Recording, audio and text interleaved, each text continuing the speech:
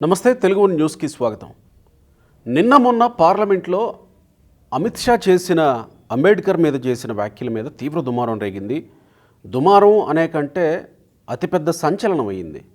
నిన్న తోపులాట్లో కొంతమంది ఎంపీలు కింద పడిపోవటం, ఓ ఎంపీకి తలకి గాయం కావడం, అక్కడ కొంతమంది తెలుగుదేశం పార్టీ ఎంపీలు కూడా ఉండి ఆయన్ని హాస్పిటల్లో జాయిన్ చేసి, ఆ తర్వాత ఇద్దరు హాస్పిటల్లో జాయిన్ అయ్యే ఎంపీలు, ఆ తర్వాత దాని మీద వివాదం కొనసాగుతున్న తీరు మనం చూస్తూనే ఉన్నాం.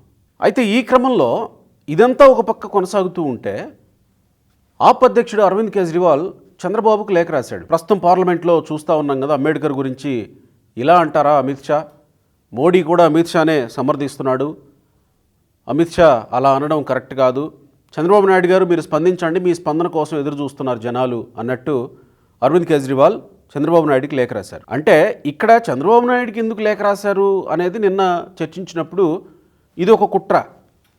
చంద్రబాబు నాయుడు ఏమంటారు దాన్ని ప్రజల్లోకి తీసుకెళ్ళి చూసారా చంద్రబాబు నాయుడు కూడా అమిత్ షాని సమర్థించాడనో, లేకపోతే అంబేద్కర్ మీద వివక్షపూరితమైనటువంటి ఇట్లాంటి విద్వేషపూరితమైనటువంటి వ్యాఖ్యల్ని సమర్థించాడనో చంద్రబాబు మీద ప్రచారం చేయొచ్చు అనేది ఇండియా కూటమిలో, లేకపోతే జగన్మోహన్ రెడ్డికి కేసీఆర్కి కాస్త దగ్గరగా ఉండేటువంటి, అంటే కేసీఆర్కి ప్రత్యేకంగా దగ్గరగా ఉండేటువంటి కేజ్రీవాల్ కుట్ర అయి ఉండవచ్చు అని కొన్ని విశ్లేషణలు వచ్చాయి. దీని మీద చంద్రబాబు నాయుడు గారు స్పందిస్తారా లేదా అని కూడా అనుకున్నారు.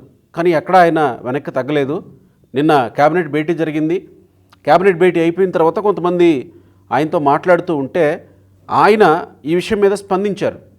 బహుశా అది కేజ్రీవాల్ రాసిన లెటర్కి స్పందించారా, లేదా కేబినెట్లో కొంతమంది మంత్రులు మాట్లాడిన తర్వాత, అక్కడి నుంచి కేంద్ర మంత్రి రామ్మోహన్ నాయుడు లోకేష్తో మాట్లాడిన తర్వాత ఆయన వ్యక్తిగతంగా స్పందించారా తెలియదు. కానీ ఆయనైతే స్పందించారు. ఆయన ఏమన్నారంటే, కాంగ్రెస్ చేస్తున్న విమర్శలు అర్ధరహితం. ఆ పార్టీ అంబేద్కర్కి ఏనాడూ గౌరవం ఇవ్వలేదు. ఆ పార్టీ హయాంలోనే ఆయన ఎన్నికల్లో ఓడిపోయారు. ఎవరు? అంబేద్కర్. కాంగ్రెస్ పార్టీ ఎన్నికల్లోనే అంబేద్కర్ ఎన్నికల్లో ఓడిపోయారు. పార్లమెంట్లో కూడా ఆ పార్టీ అంబేద్కర్ స్మృతి చిహ్నం ఏర్పాటు చేయలేదు. విపి సింగ్ ప్రభుత్వం ఆయన విగ్రహం పెట్టింది. ఇవన్నీ వాస్తవాలే. సెంట్రల్ హాల్లోనూ ఆయన చిత్రపటం పెట్టింది. ఇప్పుడు అంబేద్కర్ గురించి కాంగ్రెస్ ఎలా మాట్లాడుతుందని సీఎం ప్రశ్నించారు. సున్నితమైన అంశాలపై మాట్లాడిన విషయాలను వక్రీకరించడం సులభం అన్నారు. అమిత్ షా మాటలను వక్రీకరిస్తున్నారని అన్నారు చంద్రబాబు నాయుడు. చంద్రబాబు నాయుడు గారు నేరుగా అంబేద్కర్ని అలా అనడం, లేదా అంబేద్కర్ మీద అలాంటి వ్యాఖ్యలు చేయడం కరెక్టనో తప్పనో అంబేద్కర్ను ఉద్దేశించి మాట్లాడలే. ఇక్కడ అమిత్ షా మాట్లాడిన మాటలని సున్నితమైన అంశం కాబట్టి దాన్ని వక్రీకరించుకొని పెద్దది చేసుకుంటున్నారు. ఇది కరెక్ట్ కాదు. ఆ మాటకు వస్తే కాంగ్రెస్ పార్టీయే కదా అంబేద్కర్ని ఇన్ని విధాలుగా అవమానించింది. కాంగ్రెస్ పార్టీ ఇలా చేయడం అర్ధరహితం అనేది ఆయన స్పందించిన తీరు.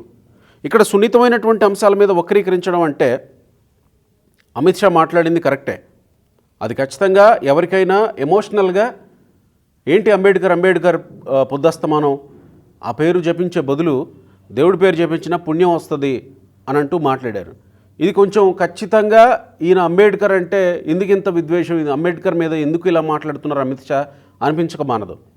కానీ దాన్ని కాంగ్రెస్ రాజకీయం చేసి, కాంగ్రెస్ రాజకీయంగా అంబేద్కర్ని అవమానిస్తారా అని, అంటే కాంగ్రెస్కి అర్హత లేదు, కాంగ్రెస్ ఇలా ఒక అంశాన్ని తీసుకొని వక్రీకరించుకొని వాళ్ళకేదో పాయింట్ దొరికిందన్నట్టుగా దీని మీద నానా హంగామా చేయడం కరెక్ట్ కాదు అనేది చంద్రబాబు నాయుడు అభిప్రాయంగా ఇక్కడ కనబడతా ఉంది.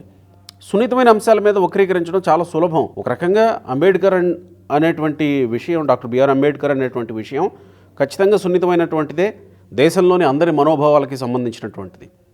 సో ఈ అంశం మీద కాంగ్రెస్ పార్టీ ఎత్తుకోవడం, కాంగ్రెస్ పార్టీయే గతంలో అవమానించింది, ఇప్పుడు అవమానించారు అని అనడం అర్ధరహితం.